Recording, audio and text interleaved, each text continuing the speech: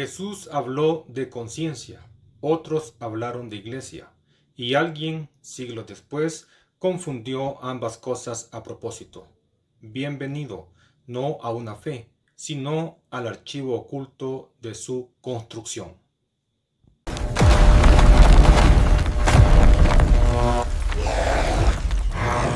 Un imperio que no necesitó ejércitos para tomar territorios, porque aprendió a conquistar las mentes, las culpas y los miedos mucho antes que cualquier corona o dictador. Un imperio que no pediste, que no votaste y que aún así te marcó antes de que supieras hablar, porque la historia no empezó con un milagro, empezó con hombres discutiendo poder, ni ángeles ni voces divinas. Son solo cálculos, pactos, traiciones y una maquinaria tan antigua que respira como si tuviera vida propia. Y mientras tú crecías con estampitas, veladoras y crucifijos, ellos crecían en oro, tierras, secretos y silencios que protegen más que cualquier ejército. Bienvenido a Catolicismo, el imperio que nunca elegimos, la megaserie donde vamos a arrancarle capa por capa al monstruo que domina desde altares, tribunales y bóvedas blindadas con más historia que escrúpulos.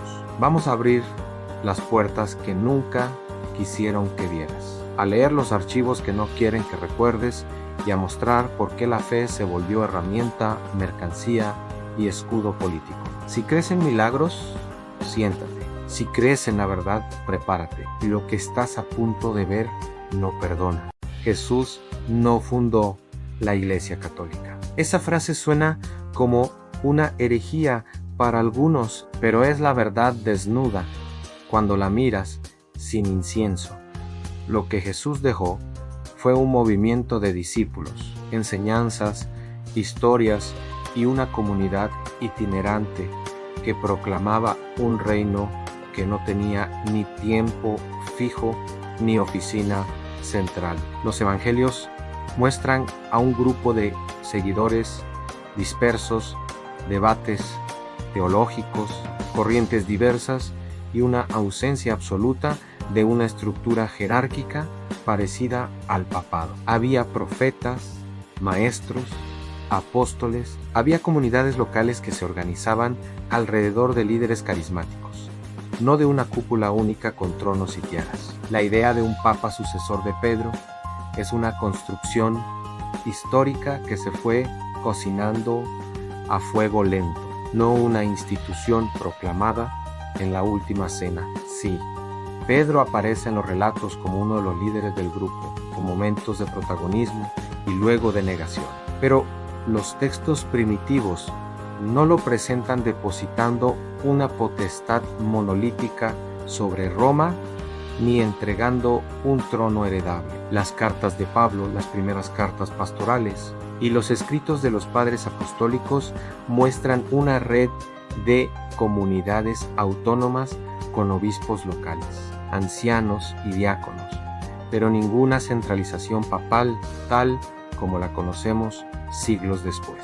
La verdadera fábrica del papado fue política, administrativa y cultural, no teológica en su origen. Con el abandono del Templo de Jerusalén, la dispersión, las disputas sobre la ley y las herejías emergentes, surgirían obispados que buscaban autoridad para mantener la unidad. Roma, por su peso político y simbólico, se convirtió en un referente. Pero convertir a Roma en la capital espiritual universal no fue obra de un milagro petrino, fue un proceso gradual alimentado por factores prácticos, la importancia de la ciudad, la memoria de mártires como Pedro y Pablo, la necesidad de coordinación frente a herejías y persecuciones, y por el prestigio que Roma acumuló por su historia imperial. El verdadero salto ocurrió cuando la iglesia primitiva comenzó a adoptar estructuras imperiales en concilios, cánones, bibliotecas de textos oficiales y, sobre todo, el uso del poder secular como herramienta de consolidación. El siglo IV marcó una bisagra en Constantino y la conversión imperial facilitaron la transformación de comunidades dispersas en una institución con tierras, renta y privilegios. El papado que hoy conocemos emerge en ese caldo celibato institucionalizado, administración de bienes, burocracia, diplomacia y el sutil arte de mezclar poder temporal con autoridad espiritual. En otras palabras, la iglesia que dice descender directamente de Jesús nació cuando hombres con ambición la vistieron de leyes, ceremonias y propiedades. Entonces, la fe pasó de la calle a la sala del trono. Decir que Jesús fundó la Iglesia Católica es ignorar siglos de pegamento histórico, de negociaciones, de sincretismos con rituales paganos, de concilios que decidieron qué texto valía y cuál no, y de pactos con poderosos que convirtieron la palabra en institución. Jesús sembró algo originario y potente, un movimiento que proclamaba la buena nueva. Otros tomaron esa semilla y la transformaron en lo que mejor les servía, un imperio con catedrales, cuentas secretas y una memoria selectiva. Si buscas la huella de Cristo en la estructura vaticana, la encontrarás más en la retórica que en la génesis real. La institución es hija del tiempo, no de una orden divina depositada en una roca llamada Pedro. Así que, si alguien te dice que la Iglesia Católica es la continuación ininterrumpida y perfecta del ministerio de Jesús, pregúntale por las vacas sagradas del pasado en concilios que cambiaron doctrina, emperadores que financiaron teologías, obispos que negociaron poder y comunidades enteras que fueron silenciadas o absorbidas. La continuidad existe, sí, pero es compleja, llena de enmiendas, omisiones y añadidos que cuentan una historia de construcción humana, no la transcripción literal de una voluntad divina plasmada en un decreto eterno. Y esa es la primera verdad que vamos a clavar en esta megaserie a la iglesia que domina capiteles y bóvedas. No es idéntica al grupo de pescadores que siguió a un maestro Galileo.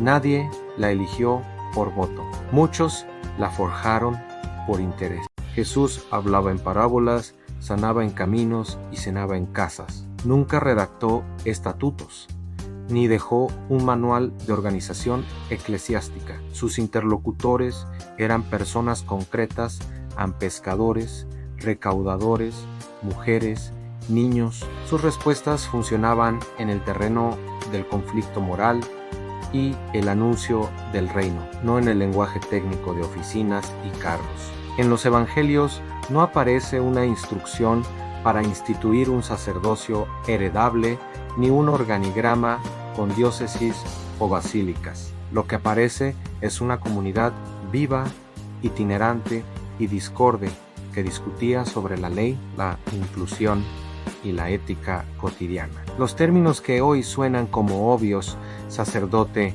papado, diócesis, basilicao, obispado, son etiquetas que vienen de otra época y de otra lógica. En Palestina del siglo I existían los sacerdotes del templo, levitas y rabais, con formas de autoridad religiosa vinculadas al culto y la ley judía. Pero el seguimiento de Jesús no se modeló sobre esa estructura sacerdotal. Los protagonistas cristianos primitivos se organizaban alrededor de apóstoles, profetas y carismas. La autoridad estaba más en la palabra y el prestigio misionero que en un cargo institucionalizado. La palabra griega episcopos, vigilanchi u supervisor aparece luego ya asociada a la función local de vigilancia pastoral y evolve con el tiempo hasta convertirse en obispo con jurisdicción fija.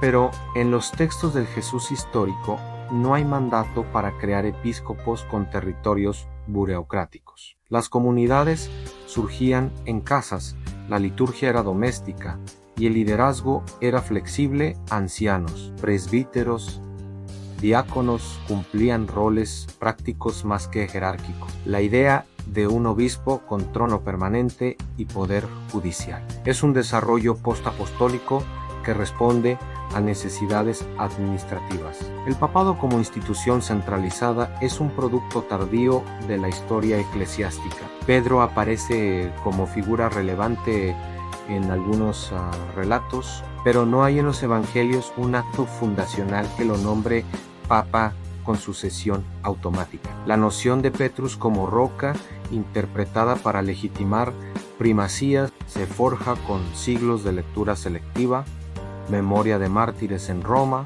y necesidad de un centro de arbitraje ante herejías y divisiones. El Papa, tal como lo conocemos, es más hijo de debates teológicos, alianzas con el poder y diplomacia que de una orden directa de Jesús a las basílicas y catedrales.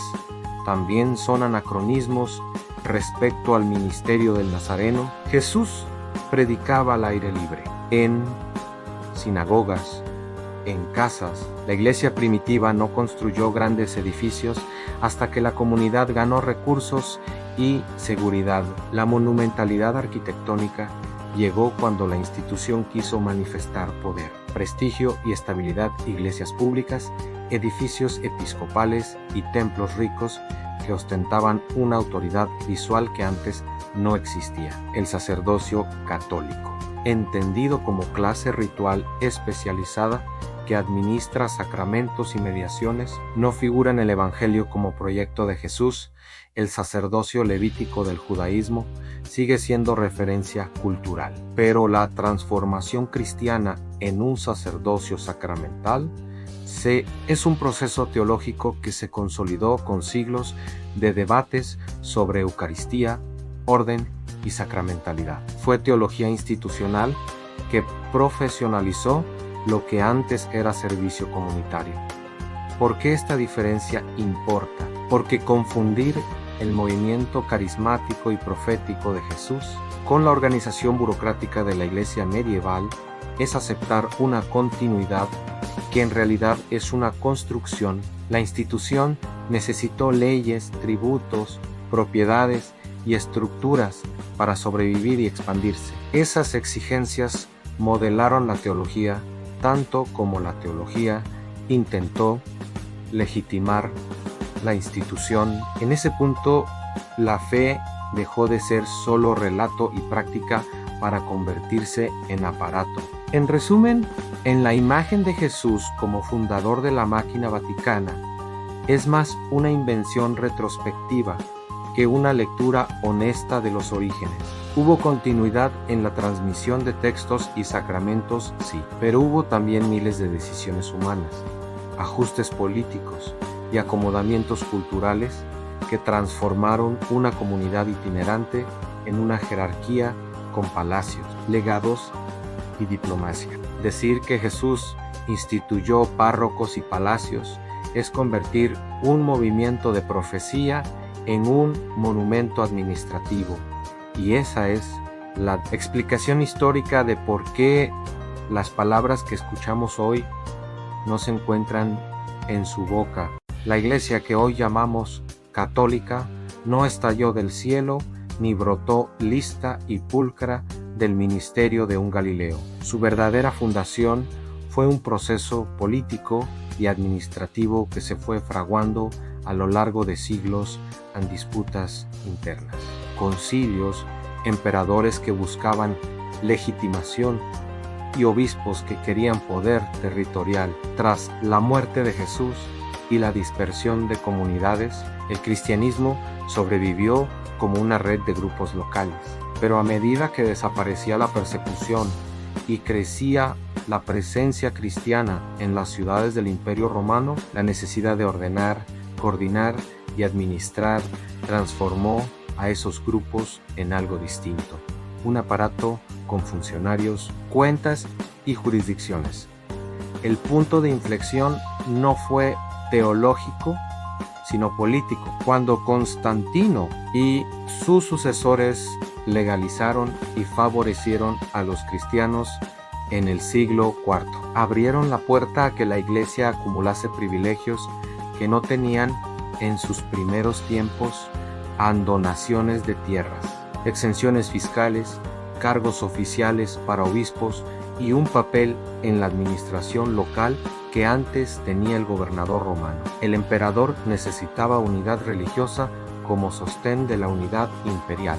La jerarquía eclesiástica necesitaba el favor imperial para consolidarse. Ese matrimonio de conveniencia puso en marcha la maquinaria a la fe, aportaba legitimidad. El poder ofrecía recursos. Los concilios ecuménicos fueron la otra cara del proceso político. No eran meras discusiones espirituales en un cuarto iluminado por velas. Eran asambleas donde se negociaban textos, se definían ortodoxias y se expulsaba a rivales, pero siempre con la sombra del poder imperial sobre la mesa. Decidir qué escritos serían canónicos o qué interpretaciones serían heterodoxas implicaba centralizar la memoria religiosa y dotarla de autoridad ejecutiva. Con cada canon promulgado, la Iglesia ganaba no solo coherencia doctrinal, sino monopolio interpretativo. Lo que no estaba en el canon podía ser marginado, perseguido o simplemente olvidado. La jerarquización administrativa, obispos, metropolitanos, patriarcas siguió modelos civiles en tribunales, provincias y oficinas que replicaban la lógica romana. Las diócesis no surgieron por inspiración divina, sino por necesidad organizativa. Había que cobrar, organizar ceremonias públicas, administrar propiedades y resolver disputas. Los obispos se convirtieron en actores públicos, a veces sustitutos de autoridades civiles en ciudades donde el colapso del orden romano dejaba vacíos de poder. Y con ese estatus vino la tentación del control territorial y económico. A lo largo de la Edad Media, la institucionalización tomó una forma aún más política, la creación de estados eclesiásticos. El papel del papado como mediador entre princesas y reyes, la usurpación de terrenos y la adquisición de renta. El Vaticano como entidad territorial es la culminación de siglos de acuerdos y ambiciones, no es un relicario neutro. Es un actor geopolítico que negoció inmunidades, exenciones y privilegios a cambio de legitimidad. Cuando hablamos de fundación de la Iglesia Católica, tenemos que hablar, por tanto, de un proceso en el que la teología fue tanto herramienta como justificación para consolidar. Una máquina política que reproducía y capitalizaba las estructuras del poder secular. Entender la Iglesia como producto humano político no desvaloriza necesariamente las experiencias religiosas sinceras de millones de creyentes.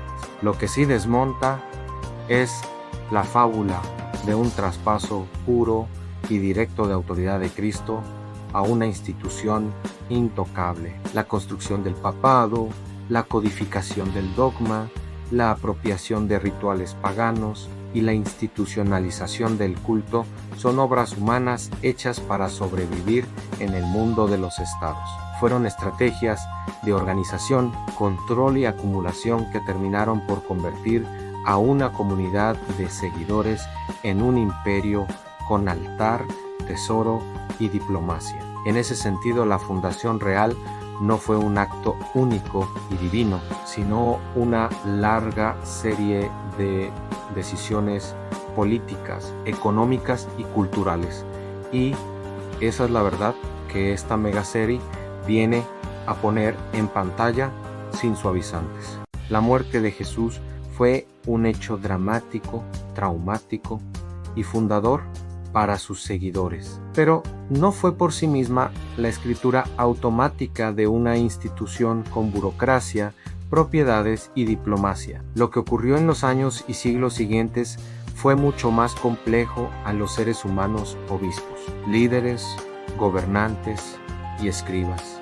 Fueron inventando una figura histórica y teológica cada vez más útil para sus intereses organizativos. Necesitaban legitimidad, continuidad y una narrativa que sostuviera autoridad. Convertir al maestro itinerante en un fundador institucional fue la forma más efectiva de lograrlo. Así nació la versión institucional de Jesús, moldeada a gusto del aparato que surgía a su alrededor. La fábrica de legitimidad se construyó con varios engranajes. Primero, el recurso a la memoria y al testimonio a las comunidades locales comenzaron a narrar el pasado de formas cada vez más uniformes, privilegiando relatos que servían para justificar una cadena de mando. La figura de Pedro, con su protagonismo narrativo en los evangelios, fue reinterpretada como piedra y cabeza visible, y esa lectura se convirtió en fundamento para reclamar autoridad apostólica. Lo que antes eran recuerdos divergentes de un maestro se transformó mediante la repetición litúrgica y la enseñanza oficial en una historia canónica que servía a la centralización. Al mismo tiempo, la institución necesitaba símbolos de permanencia en tumbas de mártires, reliquias, lugares sagrados. El culto a los mártires no fue solo piedad, fue un dispositivo que fijaba territorios de culto, atraía peregrinaciones y, con ellas, recursos. Donar un mausoleo, construir una basílica sobre un sepulcro o custodiar reliquias eran actos que convertían memoria en poder económico y geopolítico. La devoción popular funcionó de la mano con estrategias eclesiásticas, mientras la gente buscaba consuelo en las tumbas. Los obispos vendían liturgias, controlaban acceso y articulaban redes de influencia. La producción de texto y la formación del canon fueron otro utensilio del invento institucional. Seleccionar qué escritos eran autorizados y cuáles eran herejías.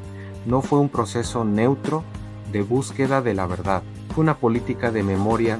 Los textos útiles para sostener una jerarquía y una liturgia unificadas se incorporaron y los demás se marginaron o desacreditaron. Así se fabricó un pasado textual que legitimaba el presente organizativo. Y cuando las disputas teológicas amenazaban la unidad, llegaron los concilios, no debates puros, sino foros donde se decidía qué versión de la historia. Y la doctrina tendría fuerza legal y sancionatoria. La sucesión apostólica y la idea de que los obispos eran depositarios directos de la misión apostólica funcionaron como la patente de la institución. Presentar al obispo como heredero directo de los apóstoles y a la sede de Roma como piedra angular es una ficción útil que transforma al liderazgo carismático en cargo transmisible, verificable y por tanto administrable. Una vez instituida esa ficción, la administración eclesiástica podía justificar su autoridad con la continuidad y sancionar disidencias por desviarse de la cadena legítima. No hay que olvidar la utilidad práctica del mito fundador para el vínculo con el poder secular. Gobernantes y emperadores encontraron en la nueva institucionalización de la fe un socio para gobernar. La institución ofrecía orden moral y legitimación. El poder civil ofrecía protección, inmunidades y recursos. Ese matrimonio incentivó la institución a hablar en nombre de una figura fundadora cada vez más robusta y centralizada, porque así mantenía su papel político y su acceso a privilegios. En otras palabras, la figura inventada de Jesús como fundación institucional fue también un producto mercantil, no en el sentido de intercambio monetario directo, sino como creación simbólica destinada a garantizar el retorno de seguridad, bienes y poder. Finalmente, la configuración ritual fue clave en el proceso de invención institucional. La repetición litúrgica la Eucaristía, celebrada de cierto modo, la consagración de obispos con ciertas oraciones y gestos y la administración de sacramentos profesionalizaron roles que antes eran carismas compartidos. Ritualizar la memoria convierte narrativa en norma al repetir una versión estandarizada de la vida de Jesús en sermones, lecturas y sacramento. La Iglesia hizo que la propia comunidad viviera la historia ya interpretada, cerrando el círculo entre memoria y autoridad. La muerte de Jesús no creó por una mano divina una burocracia vaticana, sino que ofreció una semilla narrativa que a lo largo de siglos fue moldeada por actores humanos para servir finalidades institucionales concretas.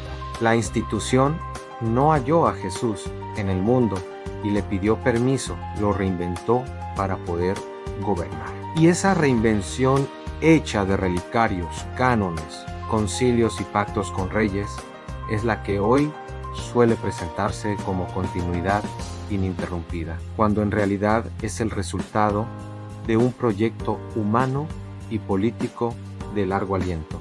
Pedro fue un personaje histórico real y central en los relatos evangélicos, pero convertirlo de apóstol vagabundo en el primer papa con trono en Roma es un ejercicio de retroceso doctrinal y de construcción institucional. En los evangelios aparece como líder momentáneo del grupo el que habla, el que tropieza, el que niega, un tipo con protagonismo narrativo, no un fundador de una monarquía eclesiástica. La famosa frase, tú eres Pedro, y sobre esta piedra edificaré mi iglesia, ha sido interpretada por siglos como alfombra de legitimidad papal, pero el texto es polisémico, las traducciones se disputan y sobre todo el contexto bíblico no instala un cargo hereditario con cetro y palio, instala responsabilidad, función de apoyo, pero no una sucesión administrativa universal que gobierna obispos a miles de kilómetros. La noción de papado como cargo con jurisdicción universal es una criatura de siglos posteriores, un producto histórico que responde a necesidades prácticas y políticas. En el primer y segundo siglo, el cristianismo funcionaba como una red de comunidades locales, lideradas por ancianos, presbíteros o episcopoi que respondían sobre todo a realidades urbanas concretas. Las comunidades se autoorganizaron según modelos muy parecidos a los de la polis an obispos en ciudades, presbíteros en barrios, diáconos en servicios. No existía en esa etapa un sistema centralizado que remitiera a una sede de Roma como autoridad suprema y cotidiana sobre todo el mundo cristiano. Que Pedro terminara su vida en Roma es una tradición antigua que muchos aceptan y que da a la sede romana un prestigio simbólico. La memoria del martirio de Pedro y Pablo convirtió a Roma en lugar de peso moral. Pero prestigio no es poder jurídico universal. Cartas como la de Clemente Romano al final del primer siglo muestran a la comunidad de Roma interviniendo en un conflicto concreto con la iglesia de Corinto por vías de persuasión y prestigio, no por un ejercicio de potestad papal inscrito en códigos. Clemente exhorta, ordena y mediaría, pero su autoridad se apoya en la influencia moral y la tradición, no en una potestad monárquica sobre la iglesia entera. El surgimiento de una primacía efectiva vinculada a la sede romana es un proceso gradual que se acelera cuando la iglesia se encuentra con el poder imperial. A partir del siglo III y sobre todo con la legalización y luego la cristianización del imperio bajo Constantino. Roma empieza a jugar un rol político y simbólico que la hace interlocutor natural en cuestiones doctrinales. Los concilios ecuménicos y las luchas contra herejías muestran que la voz de Roma era tomada en cuenta, pero esto no significa que existiera una estructura de mando papal, tal como la entenderíamos en la Edad Media. La preeminencia romana fue más un efecto de contexto geopolítico que una institución perfectamente diseñada desde el inicio. La evolución terminológica y funcional del Papa confirma la construcción tardía. A los obispos de Roma eran llamados inicialmente presbíteros u obispos. El título Papa Pater fue usado cariñosamente en varias sedes y no se universaliza hasta el siglo IV y V. La doctrina de la sucesión petrina, la idea de que cada obispo romano es legalmente el heredero directo de la autoridad de Pedro, se fue tejiendo paulatinamente mediante interpretaciones teológicas, colecciones de textos, relatos de mártires y usos litúrgicos. Y cuando la necesidad política apretó pactos con reyes, disputas teológicas, gestión de recursos, esa doctrina se articuló como herramienta legitimadora. Decir Pedro lo dijo es más efectivo que decir esto lo decidimos por mayoría. Existen además elementos documentales que ponen en evidencia la plasticidad de la memoria institucional. Las actas conciliares, las cartas de los padres de la Iglesia, las disputas entre Roma y otras sedes muestran una red de negociación más que una obediencia automática. Padres como Ignacio de Antioquía o Ireneo reconocen la autoridad de Roma por su antigüedad y su tradición, pero no describen un gobierno monárquico universal. La rivalidad entre sedes Roma, Constantinopla, Antioquía, Alejandría hace imposible sostener que el papado era desde el principio la única voz dirigida y escuchada por todo el cristianismo. También hay patologías evidentes en la memoria constructiva en documentos forjados. Seomo, la infame donación de Constantino, relatos hagiográficos que rellenan vacíos y la instrumentalización de tumbas de mártires para justificar prerrogativas territoriales. Esos recursos cuentan menos sobre la grandeza espiritual de una línea apostólica y más sobre la ingeniería de prestigio que la institución necesitó articular para consolidar intereses materiales y políticos. En otras palabras, San Pedro termina siendo una figura a la medida de la maquinaria que necesitaba legitimarse, no el origen inmutable de una sucesión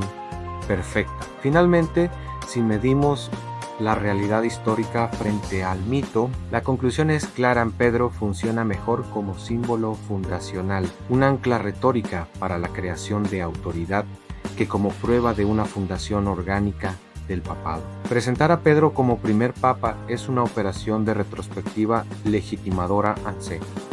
Toma una figura venerada y se le endosa una estructura que esa figura jamás diseñó ni practicó. La institución necesitó esa narrativa para decirse legítima. La narrativa necesitó la institución para arraigarse. Y ese doble juego, construir culto para sostener poder y forjar poder para sostener culto, es precisamente lo que desvelaremos con afilada ironía en esta megaserie. El Imperio Romano encontró en las comunidades cristianas dispersas algo que podía resolver dos problemas de un plumazo: un instrumento de cohesión social en tiempos de fragmentación y una red organizada que ya funcionaba en las ciudades. Lejos de ser una simple conversión espiritual, la incorporación de esas comunidades obedeció a cálculos prácticos. Si las polis y las provincias estaban llenas de grupos con liderazgo propio, con economía interna y con capacidad de movilización, ¿por qué no alinearlos con el proyecto estatal y convertir esa energía en un recurso para la unidad imperial? La transición de cristianos sueltos a una protoiglesia útil al imperio pasó por pasos administrativos y simbólicos. Primero vino la legalización. El edicto de Milán no fue una caridad, fue una decisión política a que permitió a las comunidades salir de la clandestinidad y con ello ofrecer servicios públicos, hospitales asistencia a viudas y huérfanos, organización de beneficencia. Esos servicios, además de ganar legitimidad social, liberaron al Estado de parte de su carga asistencial y convirtieron a los líderes eclesiásticos en aliados naturales del poder local. La protogligia se construyó tomando lo útil de ambas partes. La administración romana aportó la estructura diócesis, provincias, oficiales y las comunidades cristianas aportaron la motivación y la red humana. Los obispos, inicialmente vigilantes pastorales, fueron ganando un papel público que replicaba el del prefecto o del municipal romano en mediación de conflictos, recaudación de donaciones, representación de la ciudad en foros. El modelo municipal romano se inauguró como plantilla para organizar la iglesia en una sede por ciudad, un obispo con autoridad, presbíteros y diáconos con funciones definidas. El imperio promovió, o al menos no obstaculizó, la estandarización litúrgica y doctrinal porque la unidad religiosa ayudaba a la unidad política. Los concilios no fueron solo debates teológicos abstractos, fueron asambleas donde se homogeneizaba una versión del cristianismo que funcionara políticamente, definir un credo común, fijar un calendario litúrgico, acordar jerarquías visibles. Todo ello servía para que la población entendiera que había una sola versión oficial de la fe y por tanto menos espacio para revueltas doctrinales que pudieran convertirse en revueltas civiles. La utilización de los símbolos imperiales fue otra pieza clave. A la cruz se transformó de estigma en estandarte. La liturgia adquirió elementos de ceremonial público y la arquitectura religiosa replicó la monumentalidad del poder secular. Las basílicas no fueron solo espacios de culto o fueron foros donde la liturgia y la política compartían escenario. Así, la protoiglesia aprendió a hablar el lenguaje del poder en protocolo, jerarquía, signos visibles de autoridad que el pueblo podía reconocer y respetar. La cooptación tuvo también su coste. La comunidad perdió espontaneidad y variedad carismática en favor de estabilidad y protección. Los carismas locales y las prácticas heterodoxas fueron marginados porque amenazaban la uniformidad que el imperio necesitaba para gobernar. En lugar de una multitud de pequeñas iglesias, surgió una organización más compacta y manejable, con obispos que podían ser interlocutores del Estado y con una cadena de mando que facilitaba el control social. En resumen, la protoiglesia no fue obra del cielo, sino la consecuencia de una coyuntura en un imperio que necesitaba orden y una religión que necesitaba legitimidad. Ambas partes encontraron ventajas. En el matrimonio, el Estado ganó una red disciplinada y moralmente legitimante. La institución eclesiástica ganó recursos, protección y estructura. Lo que nació de esa alianza fue la fábrica institucional, que con el tiempo se sofisticó hasta convertirse en lo que ahora llamamos Iglesia Católica, una máquina política con rituales sagrados pegados como barniz. La Iglesia Católica no nació en un establo espiritual ni en una cena mística. Nació en escritorios, palacios y concilios, donde la tinta era poder y la memoria se manipulaba como arcilla. Jesús no dejó planos, no dejó títulos, no dejó cargos, dejó gente. Fue la institución la que se inventó una cadena de mando celestial, la que convirtió un martirio en una monarquía, un pescador en papa, un movimiento en imperio. No heredaron una iglesia, fabricaron un trono y lo adornaron con siglos de política, alianzas, canonizaciones y silencios oportunos.